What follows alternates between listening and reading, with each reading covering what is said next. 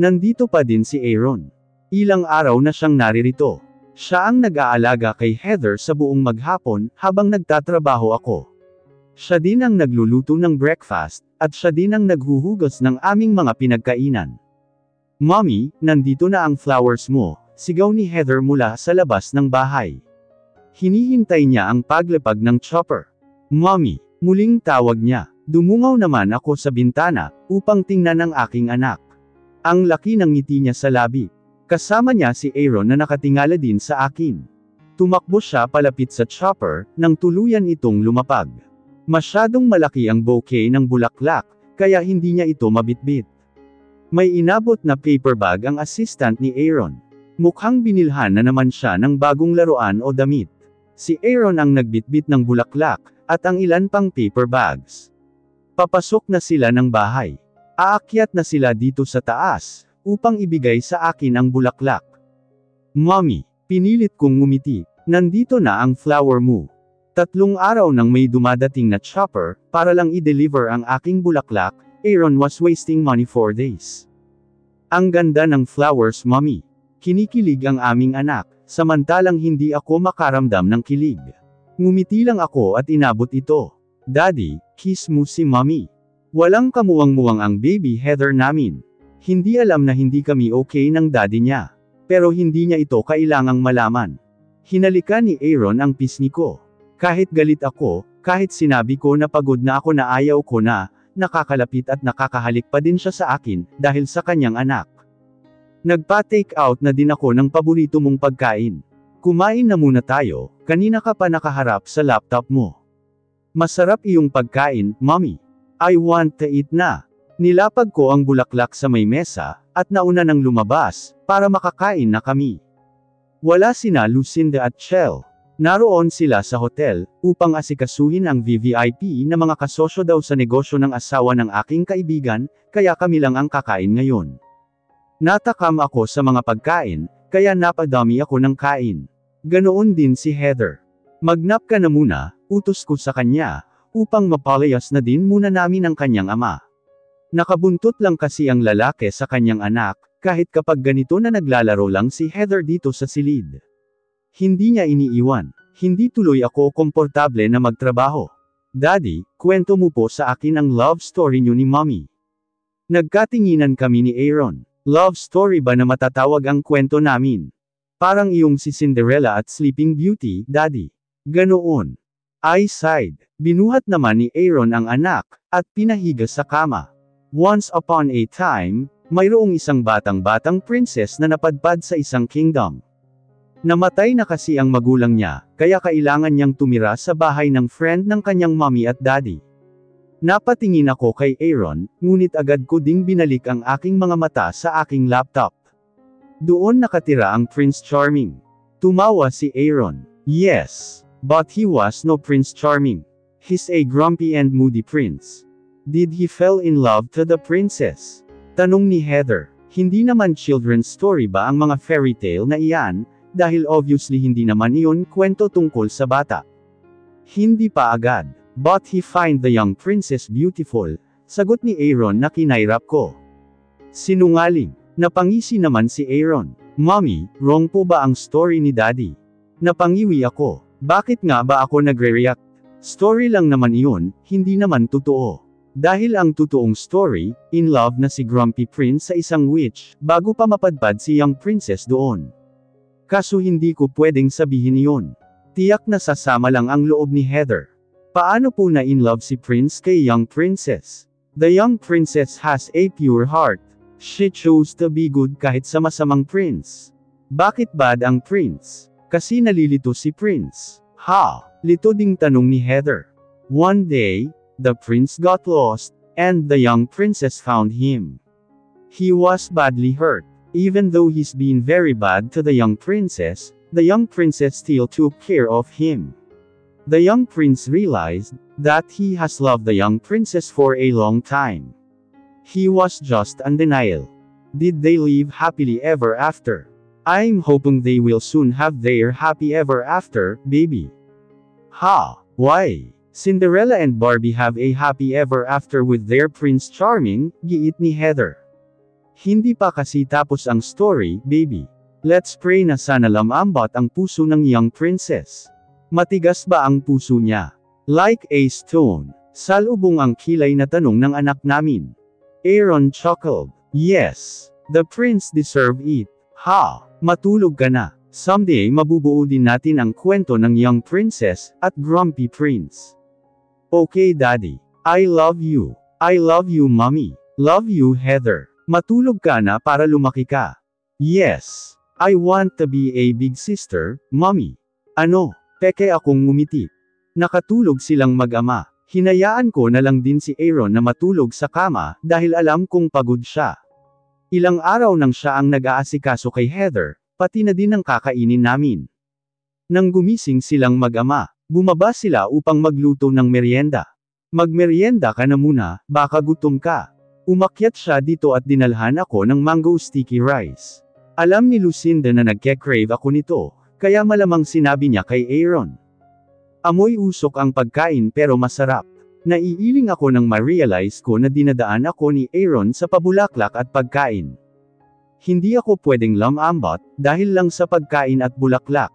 Kaya ko namang bumili ng mga to. Ang hapunan namin ay barbecue. Nag-ihaw sina Aaron at Lucinda sa labas ng bahay. Grabe ang effort ng asawa mo ha. From a rich businessman to all-around boy real quick. Parang ilang araw pa lang naman siya dito. 10 araw na kaya. Pero I can't blame you, masakit naman talaga ang ginawa niya. Pinandilatan ko si Chell, dahil baka marinig siya ni Heather. Naaga ni Lucinda ang pansin namin. Nang marinig namin ang sinabi nito. Aaron, single pa ba yung mga kaibigan mo? Ngiting-ngiti niyang tanong. Alin sa kanila? Tanong naman ni Aaron. Iyong si Huxley. I think he's in a serious relationship already. Sinulyapan ko si Chell, upang tingnan ang kanyang reaksyon, pero nakita ko siyang nakatanaw sa dagat, lukang unbothered. Okay, iyong isa iyong may tato sa dibdib. Sino ba iyong tinutukoy ni Lucinda? Napansin ko na napakurap si Chell. Si Angus. Aaron laughed. Pasimple din siyang sumulyap kay Chell. Oh my God, si Angus. So, tama ang iniisip ko, na may something si Chell sa isa sa mga kaibigan ni Aaron. Tumikim si Aaron. May girlfriend na iyon. Malapit nang ang ikasal. Chell stand up. Nagsalin siya ng juice sa kanyang empty glass. Gusto ko sanang makichismis kay Aaron, kaso huwag na lang. Baka mamaya isipin pa niya na okay na kami. Nakatulog si Heather pagkatapos naming kumain. Narito pa din kami sa labas ni Chell at Aaron. Tahimik na umiinom at namumulutan. Inaantok na ako. Maiwan ko na muna kayo dito.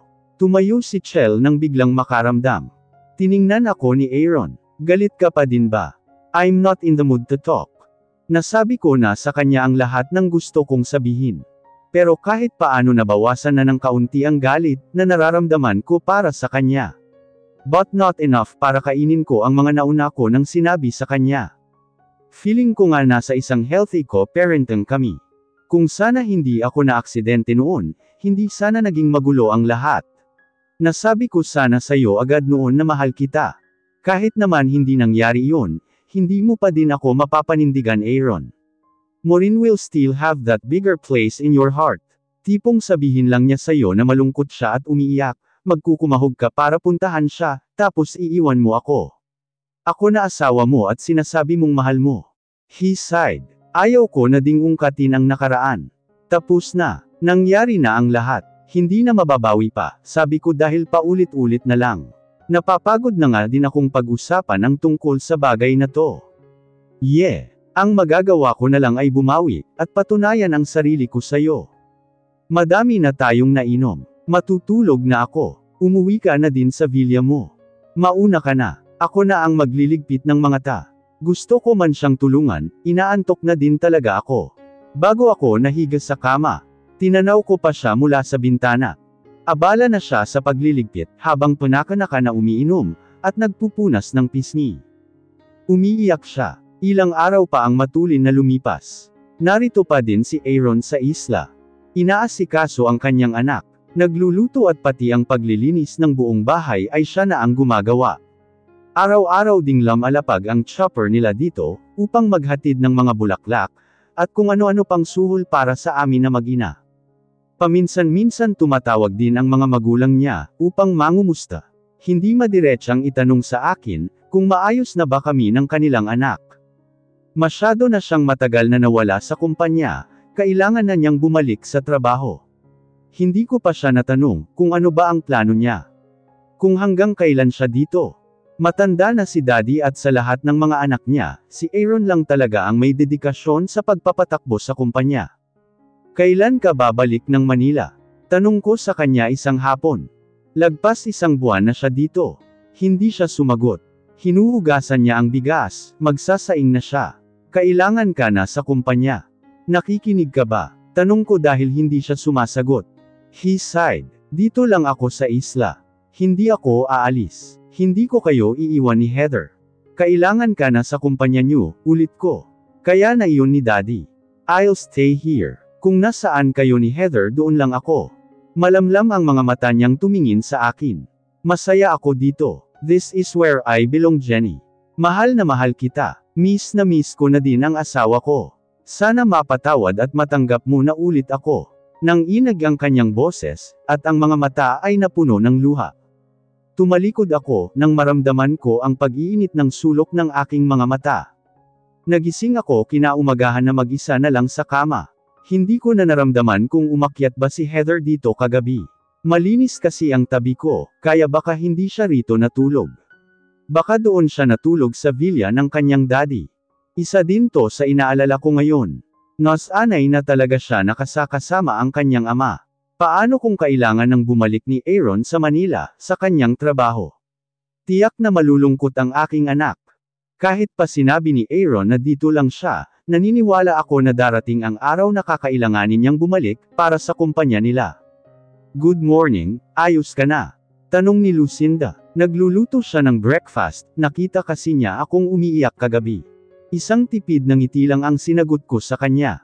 Nagtayo ng tent si Aaron kagabi. Sa tent sila natulog ni Heather. Kaya naman pala hindi na umakyat ang anak ko kagabi. Pinuntahan ko sila sa likod. Dinig na dinig ko ang tawanan ng mag-ama ko. Kinikiliti ni Aaron ang kanyang anak. Nang mapansin nila akong parating, agad silang bumangon ni Heather. Mommy, hello baby, good morning. Kinarga ko ang aking anak. Natulog kami sa tent ni Daddy. Sayang hindi ka nakasama. Ngumuso siya. Kaya nga nag-work kasi si Mommy last night. Good morning, bati ni Aaron sa aking tabi.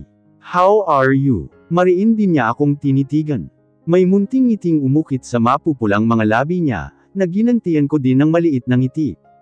Mommy Flower is here. Tumili si Heather, nang marinig niya ang chopper.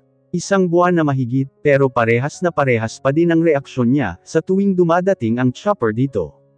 Nag-level up na nga ang bulaklak niya ngayon, may kasama ng love letter. Pakiramdam ko tuloy bumalik ako sa pagkabata. Wow mommy, I love your flowers. Mommy loves it too. Ganoon na lang ang paglaki ng ngiti sa mga labi ni Aaron. And Daddy loves mommy, that's why he's giving her lots of flowers. Tuwang-tuwa na sabi ni Heather. Nagkatinginan lang kami ni Aaron. Kumain na muna tayo ng breakfast, ay ako sa kanila. Mommy, gusto ko pong pumunta sa sandbar ngayon. Okay sige, sama ka mommy. Sure, wala akong work today. Yes. Tumili sa tuwa si Heather. Kaming tatlo lang ang nagpunta sa sandbar. Hindi sumama sina Chel at Lucinda, kahit anong pamimilit ko. Naupo ako sa gilid, habang pinapanood ang mag-ama kong naliligo. I took some pictures of them. Nang mainit na ang sikat ng araw, nagpasya kami na sumilong na muna sa mga puno, na malapit sa dalampasigan. Naglatag ako ng picnic blanket. Saka hinanda ang aming tanghalian. Nagbaon kami ng prutas, chicken and spaghetti na request ni Heather. After eating, nag-aya naman si Heather na gumawa ng sandcastle. Hindi ka ba napapagod, baby? Tanong ni Aaron. Hindi po. Happy kasi ako Bumungis-ngis ang bata. Napangiti ako. Heather's been very happy, dahil sa presensya ng kanyang ama. Aaron tapped her head. I love you Heather. Heather giggled. I love you too Daddy. She started digging the sand. I'm going to build Grumpy Prince Castle. At naalala niya pa si Grumpy Prince. Daddy, what happened to the young princess, and the grumpy prince? Aaron smiled and sighed. The grumpy prince did everything he could to win back the princess. He's still pursuing her. Wala pa ding happy ever after. Ngumuso si Heather. Aaron chuckled. Patience is a virtue, baby. Tinulungan niya ang kanyang anak, na buuan ang kastilyo. This is where the young princess and grumpy prince live. They will have 3 babies. Natawa si Aaron sa anak. 3 babies talaga. So, 2 beses pa akong magbubuntis ulit. Napatanga ako nang ma-realize ko, ang bagay na sumagi sa aking isipan. Napatingin ako kay Aaron. He was so engrossed with what he's doing. The young princess and the grumpy prince will live happily ever after with their 3 babies here. Soon anak, bulong ni Aaron. The young princess thought that the grumpy prince really loved her, nakangiti kung sambit. Napatanga naman si Aaron na lumingon sa akin. The young princess was afraid to try again, but the grumpy prince will prove the princess how much he loved her, dugtong ni Aaron. Ang mga mata niya'y namumula. Lumunok ako, at pinunasan ang magkabilang sulok ng aking mga mata. Nagtitigan kami ng ilang minuto. The young princess accepted the grumpy prince again, I said. Almost a whisper. Nanlaki ang mga mata ni Aaron. Ngunit kalaunan ay napahikbi na siya. Mas lalo lang tuloy akong naiyak. Mommy, Daddy, why are you crying? Hindi naman nakakaiyak ang story ng young princess at grumpy prince, ah.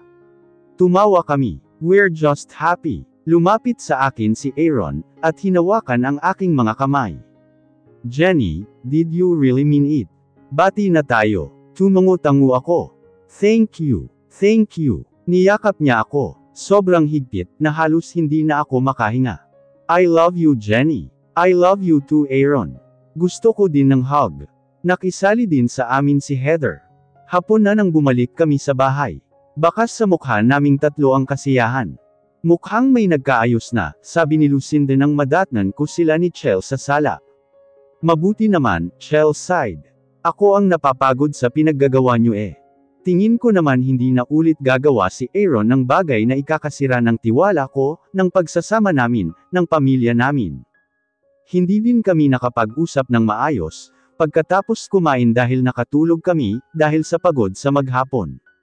Nagising ako dahil sa ingay ng chopper. Ilang minuto na yata ito sa himpapawid, ngunit hindi pa din umaalis. Antok na antok pa ako, kaso napilitan na akong bumangon. Bumaba ako at hinanap ang mga kasama ko sa bahay, ngunit wala sila, kaya hinanap ko sila sa labas, sa may likod ng bahay. Nakapijama pa si Chell habang nakaupo, habang humihigop ng kape. Mukhang napipilitan itong bumangon. Ganoon din sina Lucinda at Heather, dahil sa ingay ng chopper. Si Aaron ang bukod tanging nakabihis, at bagong polygo sa amin. Tumangala ako sa chopper. Nasa tapat lang namin ito. Maya-maya lang ay may nagsipaglaglagan na kung anumang bagay mula sa taas. Akala ko ng una mga confetti, ngunit nang malaglag ito sa lupa, napagtanto ko na mga bulaklak ang mga ito. Tumili sina Lucinda at Heather sa tuwa. Ako naman ay napatanga lang. Anong meron? Jenny, pagtingin ko kay Aaron, nakaluhod na siya, habang nakatingala sa akin. May hawak siyang singsing na mayroong kulay pink na bato. Will you marry me? Say yes mommy, tili ni Heather. Natatawa akong tumungo, sabay abot ng kamay kay Aaron. Yes Aaron, I will marry you. Sobrang ganda ng singsing sa aking kamay. Niyakap ako ni Aaron. Thank you. Magpapakabait na ako. I chuckled. Dapat lang. Hindi mo man lang ako in-inform na may paganito, hindi man lang ako nakapagpaganda. Kahit sana nakapag-manicure man lang ako. Kailangan pa ba iyon? Lagi ka naman ng maganda. Binola pa ako. Siya, sige na. Maliligo lang muna ako. Naligo ka naman na, sabay sana tayo, biro ko bago ko sila iniwan, kaso laking gulat ko nang sumunod siya sa akin. Saan ka pupunta? Natatawa kong tanong sa kanya, habang mabilis ang hakbang na paakyat sa hagdanan. Maliligo, kasabay ka, baliw ka, mamaya kung ano ang isipin ng anak natin. Hindi iyan. Tara na miss na kita. Maliligo lang naman tayo, di ba? Tumawa ako nang bigla akong hilain at yakapin. Thank you Jenny. I love you. I miss you. Hindi na siya nakatiis. Sinimulan niyang haborin ang suot kong damit, habang ang kanyang labi, ay sige sa paghalik sa aking leeg at balikat. Napatingala ako at pinigilang mag-ingay, dahil hindi soundproof ang kwarto. Niyapos at binuhat niya ako. Kumapit ako sa kanya, at ang aking mga binti ay pinaikot ko sa kanyang balakang. Nagsalubong ang aming mga mata na nagbabaga ng pagmamahal. Ngumisi siya bago niya ako siniil ulit ng halik. Hindi na din ako nakatiis. Gumanti ako habang ang aking mga kamay na nakahawak sa kanyang balikat, ay napapahigpit ng hawak. Naglabanan kami ng halik, hanggang sa makarating kami sa banyo. Sinandal niya ako sa malamig na dingding ng banyo, habang ang kanyang mga labi namin ay patuloy sa pagdampi sa labi ng isa't isa. My body is shaking. Goodness. The warm water from the shower starts dripping. I miss him so much. Bumaba pa ang kanyang mga labi, hanggang sa marating nito ang aking chest. He start fondling my skin. His it, na mamaos kong utos, na agad naman niyang ginawa. Sobrang tagal na, kaya naman para akong hayok at sabik na sabik sa kanya. Walang kapaguran niya akong nilambing. Inabot kami ng 1 oras sa banyo. Mabuti na lang talaga at hindi umakyat si Heather. Sana lang hindi nila narinig ang ingay naming dalawa.